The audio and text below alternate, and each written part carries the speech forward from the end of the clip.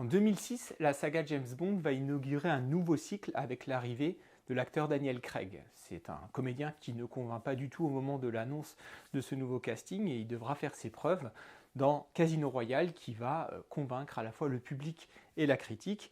Et on a donc une nouvelle incarnation de ce personnage qui va arriver sur les écrans, assez influencé par la saga Jason Bourne qui a eu du succès les années précédentes et qui témoigne d'un certain virage dans l'esthétique de cette saga puisqu'on va quitter l'imagerie plus lisse et glamour qu'on avait auparavant, notamment dans l'incarnation de Pierce Brosnan, Timothy Dalton ou Roger Moore encore avant, pour un style plus brut, plus réaliste, où les coups font mal et où le personnage a une certaine brutalité dans son comportement.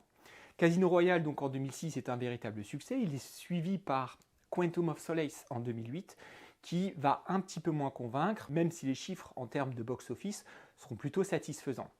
Le film a été scénarisé durant la grève des scénaristes à Hollywood, ce qui va occasionner un très grand nombre de réécritures, y compris pendant le tournage lui-même. Et les choix de mise en scène seront assez discutés, notamment dans un montage qui rend l'action particulièrement illisible dans les scènes majeures du film. Au moment donc d'enchaîner sur le troisième opus avec Daniel Craig, celui-ci va penser à Sam Mendes. Ils ont travaillé ensemble en 2002 sur Les Sentiers de la Perdition et ils sont restés en contact. Et quand Daniel Craig annonce à Sam Mendes qu'on lui a proposé d'incarner le futur James Bond, celui-ci lui dit de refuser parce qu'il va se piéger dans une carrière qu'il risque de ne plus pouvoir contrôler. Ce qui est particulièrement ironique parce qu'à partir du moment où Daniel Craig va venir le chercher, Sam Mendes dit oui sans hésiter une seule seconde pour être le réalisateur du prochain opus de la saga. On annonce la production du film le 3 novembre 2011, la date n'est pas choisie au hasard, c'est précisément le jour où 50 ans plus tôt, on avait annoncé que Sean Connery incarnerait le premier James Bond de l'histoire au cinéma. On va donc fêter le 50e anniversaire pour Skyfall qui sera le 23e opus. Et ce principe du 50e anniversaire va vraiment guider une grande part de la communication autour du film. Le single d'Adele, donc Skyfall, va sortir le 5 octobre 2012, soit précisément le jour du 50e anniversaire de la sortie de Dr No. Et il sera diffusé à la BBC à 0h07 pour vraiment marquer l'occasion. Et dans le film lui-même, il y aura certains clins d'œil. Par exemple, lorsque Silva insère le whisky qui est un 50 ans d'âge à James Bond, c'est une référence au 50e anniversaire. Et de manière un petit peu plus subtile, la scène à Shanghai où James Bond voit dans la façade d'en face pour la première fois Séverine avec le tableau de Modigliani derrière, il faut savoir que ce tableau est un tableau volé, que personne n'a retrouvé au moment en tout cas du tournage, et c'est exactement ce qui avait été fait aussi dans Dr No, puisqu'au moment où James Bond arrive dans le repère du Dr No, il voit un tableau de Goya, le portrait du duc de Wellington, et qui a été volé à la National Gallery quelques années plus tôt, et il dit « Ah, c'est donc ici qu'il se trouve », en parlant vraiment un petit peu de l'actualité au public, particulièrement au public britannique. Et donc ce Modigliani fait directement référence à un événement du premier opus. Sam Mendes arrive donc dans la production et un premier script est déjà en cours de rédaction, il s'appelle Once Upon a Spy, mais il va décider de l'annuler entièrement et de repartir à zéro.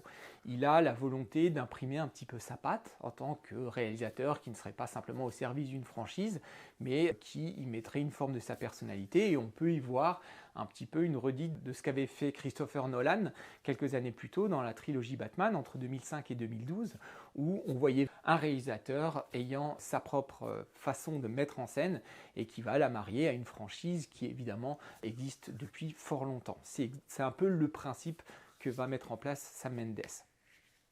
Sam Mendes sera donc très impliqué au niveau de la réécriture, notamment en convoquant un nouveau scénariste, John Logan, qui va mettre en application un petit peu toutes ces indications.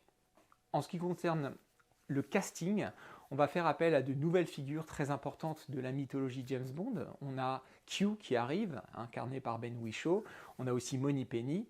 C'est Naomi Harris qui va l'incarner avec un agent d'abord sur le terrain, vraiment une femme très importante qui participe à l'action et qui ensuite devient donc la Moneypenny qu'on connaît. Et Sam Mendes sera assez fier de son casting. Il évoque notamment le fait que trois des comédiens qui sont dans le MI6 à un moment qui sont rassemblés, que ce soit Mallory, Tanner et Q, à savoir Ralph Fiennes, Rory Kinnear et Ben Whishaw, ont tous les trois incarné Hamlet sur scène et donc il s'enorgueillit d'avoir trois Hamlet, sachant que Sam Mendes vient lui-même aussi du milieu du théâtre et qu'il le connaît parfaitement. Enfin, en ce qui concerne le méchant, Javier Bardem est déjà cité dès le script. On appelle le méchant Javier Bardem parce que tout le monde voit parfaitement ce comédien pour l'incarnation du méchant et il ne sera pas du tout difficile à convaincre. Javier Bardem d'ailleurs qui va proposer à Sam Mendes de travailler son look. Sam Mendes lui dit bah vas-y fais ce que tu veux, il pense qu'il annulera à peu près toutes les propositions qu'il fera et en fait le jour où il arrive pour les essais vidéo, déjà il est méconnaissable et en plus les trouvailles qu'il propose vont être largement retenues et donneront l'incarnation de ce personnage assez atypique et fantasque. Le tournage se déroule principalement dans les délocalisations qu'on peut avoir, en Turquie par exemple pour la séquence d'ouverture, et en Écosse, mais aussi beaucoup à Pinewood. C'est un tournage dans lequel les décors sont souvent construits pour les besoins de l'action notamment, ce qui va occasionner certaines difficultés. Le site de Skyfall par exemple, c'est le site effectivement en Écosse, mais tout le château des parents de James Bond est entièrement construit et on va avoir une alternance entre les séquences qui sont tournées à l'extérieur et tous les intérieurs qui sont dans le studio de Pinewood, ce qui va causer de grandes difficultés en termes de réglage et d'étalonnage, notamment pour la lumière, parce que toute cette séquence d'assaut se fait en fin de journée et à la nuit tombante, ce qui fait qu'il va falloir être extrêmement cohérent entre les différences de lumière, et ça va être un travail qui va être extrêmement complexe à mettre en place. Autre élément, la scène de l'effondrement du métro, qui a été un petit peu décidée au dernier moment, et durant cette scène, Sam Mendes a souvent été félicité après les premières projections et les avant-premières où ses collaborateurs lui disaient que l'image de synthèse était absolument extraordinaire dans cette séquence parce qu'on ne la voyait pas. Et pour cause, c'est une séquence qui a été entièrement tournée sans le recours à l'image de synthèse. Donc ils ont construit un décor qui vaut 2 millions de livres, qu'ils ont détruit en quelques secondes, filmé par 11 caméras, heureusement en une seule prise, et avec une certaine prise de risque puisque la rame de métro arrive à 5 cm de la paroi du studio, sachant que de l'autre côté, il y a le gigantesque bassin des studios Pinewood dans lequel ils ont notamment tourné la scène sous la glace. Et donc on a évité de peu une catastrophe beaucoup plus grande que celle qui est filmée à l'écran. À sa sortie, le film est un gigantesque succès. C'est à ce jour, d'ailleurs, les meilleurs chiffres en termes de box-office de la saga James Bond avec 1,1 milliard de dollars de recettes et d'ailleurs 45 millions de revenus exclusivement par le placement de produits, ce qui est devenu une vraie tradition aussi dans les James Bond. Il est vrai qu'à de nombreuses reprises, lorsqu'on fait un gros plan, c'est pas véritablement pour un geste décisif du héros, mais pour filmer sa montre ou la marque de la bière qu'il boit ou de l'ordinateur qu'il utilise. Et on est arrivé à un stade qui d'ailleurs n'a cessé de se multiplier dans les opus suivants. C'est la première fois au Ciné-Club qu'on aborde une saga. Certes, on a évoqué un certain nombre de films qui ont donné lieu à des suites, que ce soit Matrix, Jurassic Park, Les Dents de la Mer, L'Exorciste par exemple, mais jamais on a évoqué un film qu'on prend en cours de route, parce que c'est aussi là l'un des intérêts, parce que ça fait vraiment partie aussi du cinéma, et notamment du cinéma grand public, que d'inscrire dans la durée de véritables franchises qui sont vouées à se renouveler sans cesse. Quand un spectateur va voir un film de James Bond, il attend véritablement le respect d'un cahier des charges. Et Sam Mendes ne va évidemment pas déroger à la règle. On va avoir une série d'éléments qui sont des incontournables, à commencer par cette séquence pré-générique, qui est généralement une séquence d'action absolument tonitruante pour nous en mettre plein la vue dès l'ouverture. Et ici, elle tient ses promesses, sachant qu'on est, particulièrement pour la saga James Bond, dans une sorte d'écriture où en fait ce sont d'abord les gens qui sont les coordinateurs des cascades qui pensent à des éléments particulièrement originaux. À un moment, ils se demandent, tiens, dans cet opus, on pourrait mettre un tank, on pourrait mettre une grue, on pourrait envisager du saut à l'élastique ou tel décor exotique, etc. Et les scénaristes s'arrangent pour qu'on converge vers ce type de situation. Donc ici, on a quelque chose d'assez grandiloquent avec cette pelle mécanique sur le train et un jeu sur les différents modules de transport qui sont empruntés, le train, la pelleteuse, les motos, etc. Évidemment, avec toujours cette idée d'une carte postale, on va avoir les plans dans le bazar d'Istanbul qui nous donne le plan touristique par excellence. S'ensuit là aussi un passage obligé qui est la séquence de générique, qui est toujours une séquence d'animation dans laquelle vous allez avoir des images qui reviennent de film en film avec des motifs permanents, les jeunes femmes sculpturales, les silhouettes, les armes bien sûr, la figure de James Bond et des symboles qui renvoient à toutes les thématiques du film. On aura l'occasion d'y revenir. Enfin, qui dit James Bond dit une série d'éléments qu'on va retrouver en permanence. Les fameux gadgets qu'on distribue au début, vous avez toujours un Q qui vient donner les gadgets et on sait très bien qu'à un moment ils vont revenir. Il y a vraiment le système de l'annonce et de la récompense, c'est-à-dire que dans les séquences d'action, on vous dit, bah voilà, on avait prévu la chose et on trouvera la situation dans laquelle ce gadget va avoir un rôle crucial pour sauver notre héros du danger. Un élément important aussi, les voitures, bien entendu. Les voitures qui sont dans l'identité même de James Bond et la mythique Aston Martin, la DB5 ici, qui est arrivée dès le troisième opus Goldfinger en 1964 et qui ici est particulièrement rattachée à toute la saga avec Daniel Craig puisqu'elle apparaîtra dans la quasi-totalité, 4 films sur 5 et elle sera présente aussi dans les 2 suivants. Donc ça, c'est un élément incontournable. Tout comme le sont bien entendu les James Bond Girls, avec là aussi une imagerie de James Bond comme un immense séducteur. Ici, on n'y coupe pas, même si la scène est relativement courte et on ne va pas trop insister sur cet aspect-là, il n'en demeure pas moins qu'on a une scène dans un film qui est sorti il y a 13 ans à peu près, cette scène où il arrive dans la douche et où la notion de consentement ne semble absolument pas encore connue, ne serait probablement pas tournée aujourd'hui de la même manière, mais elle fait partie aussi de cette mythologie du séducteur qui est toujours intimement persuadé que les femmes n'attendent que lui. Et un autre élément aussi évidemment important, c'est la question de l'humour. Un humour qui n'était pas présent dans les 2 précédents volets, qui était un petit peu plus grave et brutal. Et là, on décide de remettre en place un petit peu ces fameuses punchlines avec le flegme britannique pour montrer quelqu'un qui est toujours dans la maîtrise et qui sait garder son humour, quelle que soit la situation à laquelle il est confronté. Un autre invariant de la saga James Bond, c'est la variété des lieux. Il faut qu'on soit dans plusieurs pays, dans plusieurs villes différentes, et c'est là l'occasion d'évoquer un poste absolument crucial qui fait aussi de Skyfall une grande réussite, c'est Roger Deakins. Roger Deakins, qui est donc chef opérateur, directeur de la photographie, qui est quelqu'un de très connu déjà à l'époque, il a été attaché à toute la carrière des frères Cohen, notamment, il a beaucoup travaillé avec eux, et notamment sur Le Grand Saut, qui est un film que j'espère projeter prochainement au Ciné-Club, très beau film, un peu méconnu des frères Cohen. Il a aussi travaillé donc avec Sam Mendes depuis 2006 et sur Jarhead, et il ne le quittera plus, il travaillera avec lui, c'est à lui qu'on doit notamment les très beaux plans séquences et la photographie de nuit dans le 1917 qui est sorti il y a quelques années. Et on voit ici le travail qu'il va proposer et les différentes atmosphères de lumière et de couleurs en fonction des pays et des lieux visités. De tous les extérieurs, vous allez avoir cette lumière brûlée qu'on a en Turquie ou alors sur l'île de Silva. Puis au contraire, la grisaille londonienne. D'ailleurs, il faut noter que c'est la première fois qu'il pleut dans un James Bond. Il a fallu attendre 23 opus pour qu'on puisse voir la fameuse pluie qui pourtant est inévitable à Londres. Et aussi ce final en Écosse avec ces terres et ces bruyères oranges dans un contraste assez saisissant. Sur le plan des intérieurs, là aussi, grand travail sur les contrastes, le jeu des ombres et des lumières, avec notamment d'ailleurs une référence dans la scène du métro lorsque Silva s'enfuit et que vous avez cette ombre dans le fond. C'est une référence directe au Troisième homme de Carol Reed, qui est un sommet en termes justement de photographie et d'esthétique expressionniste.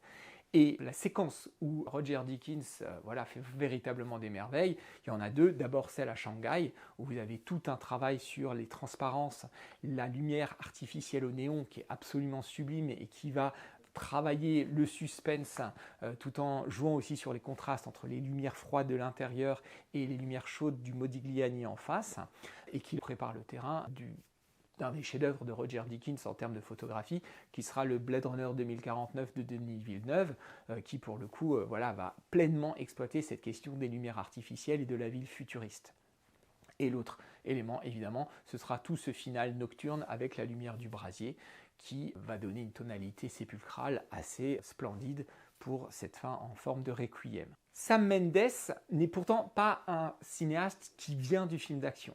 C'est quelqu'un qui est davantage spécialisé dans les personnages complexes et les intrigues psychologiques, même si quand il fait un film de gangster par exemple, c'est aussi un film sur l'affiliation, je parle des Sentiers de la Perdition. Mais il a été connu pour American Beauty, il a aussi fait ce très beau film qui a permis la réunion de Kate Winslet et Leonardo DiCaprio quelques années après Titanic, qui est Les Noces Rebelles, un drame conjugal dans les années 50, qui est vraiment un film assez poignant. Et il a aussi pour ambition de faire de cet opus de James Bond un film dans lequel on va s'intéresser à l'individu.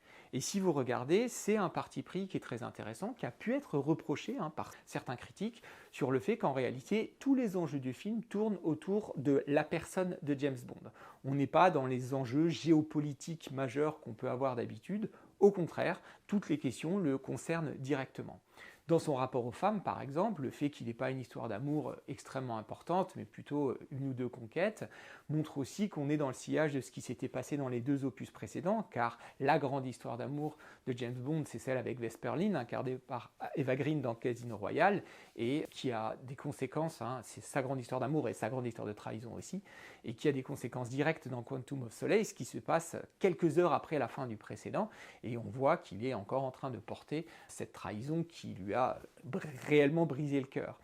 Car le personnage féminin réel, la véritable James Bond girl, en réalité, ça pourrait être Moneypenny. On va jouer sur une forme d'ambiguïté assez nette, puisque lui, on le voit, et ça, c'est quelque chose qui vient un peu compenser justement son rôle de tombeur. Il a l'air de prendre pour acquis le fait qu'il va faire de cette femme une conquête supplémentaire, ce qui n'a pas l'air d'être le cas lorsqu'elle le rase, elle le repousse un petit peu quand il commence à la déshabiller, mais en réalité, la véritable figure féminine, c'est M, ce qui est assez paradoxal. M qui est une figure maternelle, et qui est aussi évidemment son patron qui va incarner toute la loyauté à un service, qui est prête à sacrifier des agents lorsqu'il s'agit d'en sauver plus de l'autre côté, et évidemment qui est au service de Sa Majesté. Cet élément-là va être intéressant parce que Sam Mendes va contribuer à une écriture de longs dialogues. D'ailleurs, la production est assez inquiète. Elle voit que dans le script qui est livré, la version finale, il y a des séquences où les dialogues peuvent aller jusqu'à 5 minutes. Et évidemment, pour un grand film de divertissement, c'est quelque chose auquel ils ne sont pas habitués. C'est notamment l'échange avec Silva lorsqu'il le rencontre. C'est aussi, juste auparavant, la longue scène de dialogue avec Séverine à l'intérieur du casino, où on va travailler la complexité de personnages qui sont déchirés, qui ont une épaisseur psychologique assez inédite. Judi Dench, qui donc joue M, a prévu de quitter l'aventure James Bond à la fin de Skyfall. Ça fait 17 ans qu'elle est au service de la franchise, elle a tourné 7 opus, elle est arrivée en 1995 avec l'arrivée du précédent acteur, à savoir Pierce Brosnan. Et c'est aussi là l'un des paris de Sam Mendes que de faire de cette passation de pouvoir un des éléments clés du film. Il ne s'agira pas d'un final où James Bond va arrêter un compte à rebours qui permettra de sauver le monde ou d'éviter la Troisième Guerre mondiale, absolument pas. On sera dans une scène intimiste et on fera de la mort de M un élément poignant. Ces rapports humains se retrouvent évidemment dans le lien que va entretenir James Bond avec le méchant Silva. Là aussi, il ne s'agit pas de quelqu'un qui veut modifier la face du monde, au contraire, il évoque de la même manière que James Bond des thématiques qui sont éminemment personnelles. C'est un film de vengeance et ce qui est aussi intéressant, c'est de montrer que, évidemment, il est un frère en réalité de James Bond dans la mesure où il a été sacrifié comme lui et lui a décidé de rompre définitivement. Et tout ce qui fait sa rancœur pourrait être celle de James Bond, notamment dans les échanges assez violents qu'il peut avoir avec M au départ quand il la retrouve et qu'elle l'a abandonné et qu'elle l'a considéré comme mort. Donc cet élément-là montre aussi un jeu de contraste puisque Silva est, du point de vue esthétique en tout cas, l'antidote absolu de James Bond. James Bond est en costard noir, lui il est en blanc. James Bond est une figure assez massive de la virilité, tandis que Silva joue au contraire du caractère efféminé et crée là aussi un échange presque charnel entre deux hommes dans la saga James Bond qui est assez inédit et assez savoureux et comique d'ailleurs. Et il est défiguré aussi, alors que l'autre est l'incarnation d'une certaine forme de beauté. Donc on joue en permanence sur ces contrastes, et ce qui est intéressant aussi, c'est de montrer la manière dont Sam Mendes fait de Silva à chaque fois le centre du décor. Tous les espaces sont inféodés à sa présence. La scène où il descend de l'ascenseur et il arrive vers James Bond, et il fait ce fameux monologue sur les rats dans une île, eh bien, le décor a été construit après qu'on ait chronométré la performance et le monologue de Javier Bardem pour déterminer la durée de son avancée dans le plan. Ce qui fait qu'on a véritablement créé le décor en fonction de son intervention. Et cet aspect central va être aussi vu au niveau métaphorique. L'île en ruine est une espèce d'extension de son visage ruiné qu'il nous montre ensuite, de la même façon que lorsqu'il est dans cette cage de verre, il y a vraiment un travail sur les contrastes et la lumière qui fait de lui un personnage central, qui renvoie un petit peu d'ailleurs à cette iconographie du méchant qu'on avait dans Le Silence des agneaux par exemple de Jonathan Demme. Silva, c'est aussi le futur donc, de James Bond en lui annonçant qu'un agent est un agent qui va périmer, qui ne servira plus au bout d'un moment et qui sera délaissé. Et c'est aussi tout cet aspect-là qui renvoie à une thématique centrale du film qui pourrait s'intituler aussi « Les héros sont fatigués ». Sam Mendes s'intéresse à cette exploitation d'un MI6 qui est un peu au bout du rouleau, qui a l'air d'être en permanence en retard sur les événements. Si vous regardez, il y a un grand travail du récit alterné, ce qui est une constante dans les films d'espionnage, où vous avez la séquence d'action et on vous montre par le biais de la communication les agents qui sont de côté et qui communiquent avec. On joue toujours sur cette idée que vous avez l'action qu'on est en train de voir et les communications. C'est le cas notamment aussi entre Moneypenny et James Bond à l'intérieur du casino, par exemple. Et la séquence d'ouverture est une séquence où on dit clairement « nous sommes aveugles ». Le MI6 est aveugle et ne voit pas ce qui se passe, d'où le fait justement que Moneypenny finit par tirer sur James Bond au lieu de Patrice. Patrice, d'ailleurs, précision au passage, qui est un rôle muet totalement, il ne va pas dire un seul mot, ce qui compensera un petit peu justement la longueur des dialogues avec les autres personnages. Toujours est-il qu'on insiste sur cet élément de l'alternance. Très régulièrement, vous avez une séquence tonitruante et les lieux du MI6 qui sont toujours en retard sur les événements. C'est la séquence d'ouverture, c'est aussi la séquence où on est en train de se faire hacker sur un ordinateur pendant qu'on est en train d'essayer de défendre en audition la légitimité du service. Et ensuite, pour que réellement la situation puisse se résoudre, il faut quitter le MI6 et aller dans un lieu isolé. Donc on travaille beaucoup cette question d'un service totalement à bout de souffle. C'est évidemment aussi le cas de James Bond qui n'est pas au meilleur de sa forme. Car si on reprend les fameux invariants de la saga, on se rend compte qu'à chaque fois, on va les tourner vers l'échec. La séquence d'ouverture, qui généralement assoit le triomphe de James Bond avant le générique, est une séquence d'échec où il est en chute libre. Et le générique en question est une espèce d'expérience de mort imminente, très morbide, où on va voir des tombes, de la pluie de sang, etc. Et où on laisse vraiment entendre que c'est la fin, et c'est d'ailleurs les premières paroles de la chanson d'Adèle, c'est « This is the end » alors qu'on est au début du film. Donc on joue beaucoup de cette idée-là. De la même façon, les gadgets que propose Q ont une dimension extrêmement ironique. Il va proposer des choses qui ont déjà été vues. Le pistolet à reconnaissance palmaire, par exemple, c'est quelque chose qui avait déjà été évoqué dans Permis de tuer.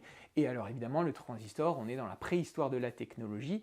Et l'ironie avec laquelle Q dit « est-ce que vous attendiez à un stylo qui explose ?» renvoie à des choses qui étaient devenues peut-être un petit peu ridicules, voire cartoonesques dans la saga avec Pierce Brosnan, où on avait ce fameux stylo qui explose.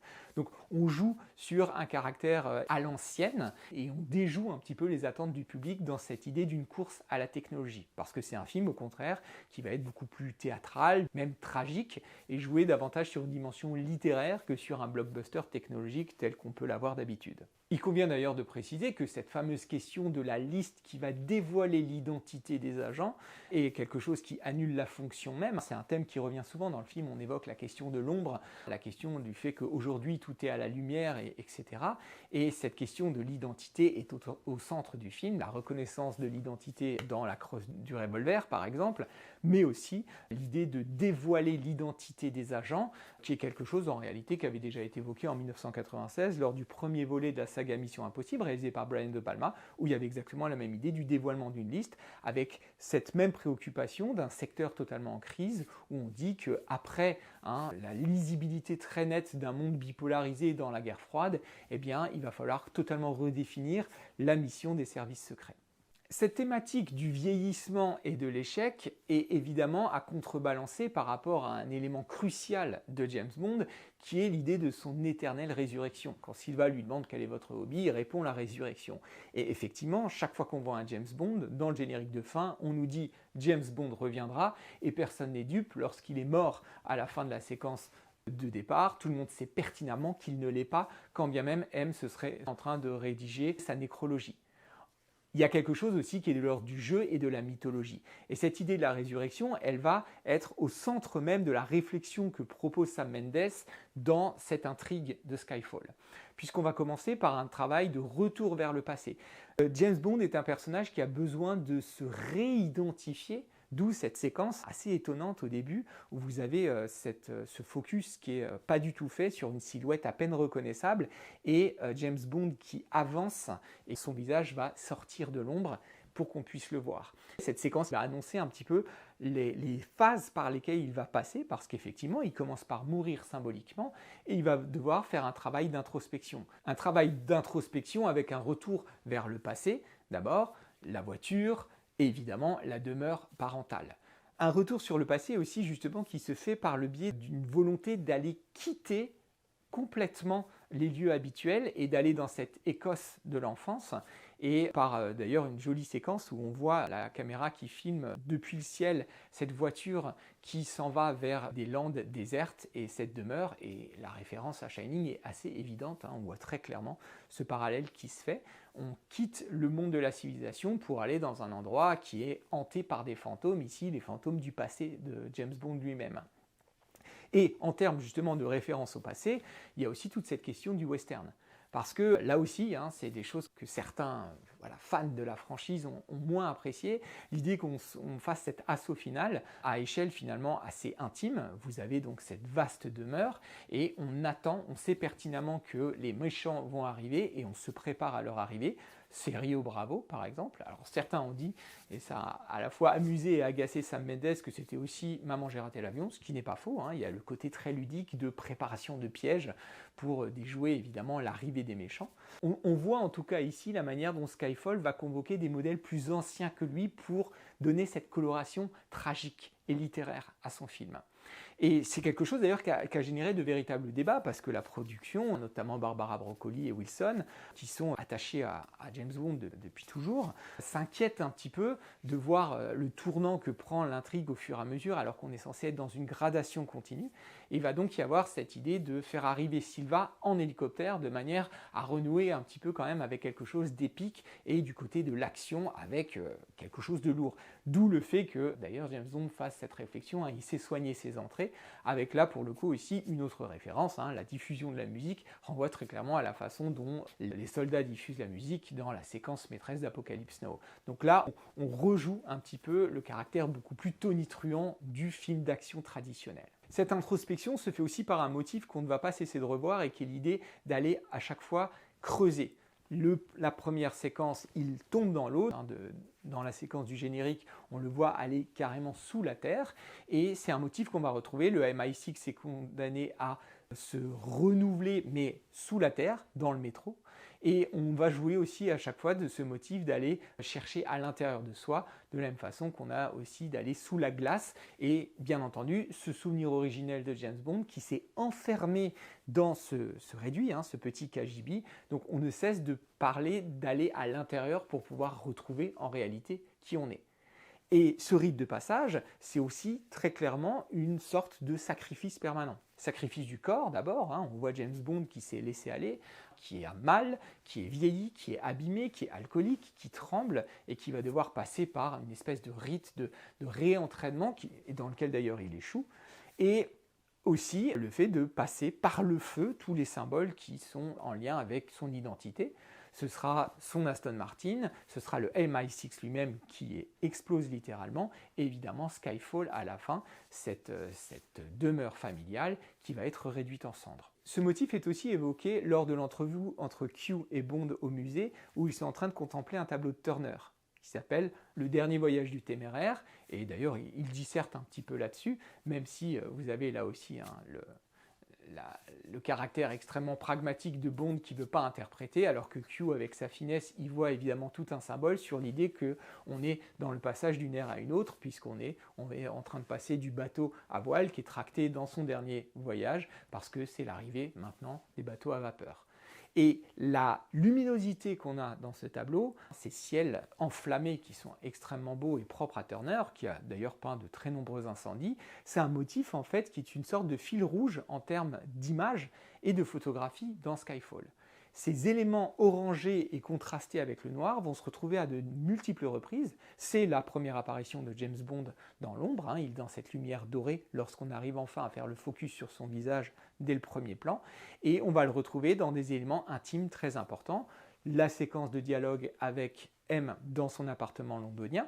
D'ailleurs, appartement londonien, lorsqu'il est filmé en extérieur, c'est un plan en fait de l'appartement de John Barry qui est mort en 2011, donc au moment de la pré-production Skyfall. John Barry qui est le compositeur attitré des grands thèmes de James Bond, même si ce n'est pas lui qui les a inventés, mais en tout cas il les a réorchestrés, il a longtemps œuvré pour la saga, donc ici on lui rend un hommage à travers ce plan-là. Donc cette lumière orange à l'intérieur de l'appartement de M, qu'on va retrouver aussi dans tout l'échange à l'intérieur du casino de Macao, cette lumière dorée orange, et qui va ensuite évidemment passer par les flammes, et tout ce final assez magnifique dans la lumière, où on est dans la nuit éclairée par le brasier de voilà, toute l'identité et toute l'enfance perdue de James Bond, qui va éclairer les personnages pour cette attitude à la fin, où même l'intérieur de la chapelle, dans cette scène de mort, va être illuminé par ce brasier orange qui a accompagné tout le film. On termine donc dans une échelle extrêmement intime, puisqu'on a vraiment James Bond, sa mère symbolique et son demi-frère qui l'a tué aussi. Et donc cette mort de tous les éléments intimes va permettre à lui sa résurrection. Parce que c'est vraiment important de montrer que l'épilogue ne va cesser de brandir à quel point il a pu renaître de ses cendres. On a un plan où on le voit de dos en train de contempler le drapeau britannique, qui est une réponse très nette au plan qu'on avait bien plus tôt dans le film, où on voyait M qui était devant les cercueils de ses agents enveloppés dans le même drapeau. Donc elle est du côté des morts au sol, il est en l'air, vraiment du côté des vivants, et il regarde vers l'avenir tout en défendant la nation.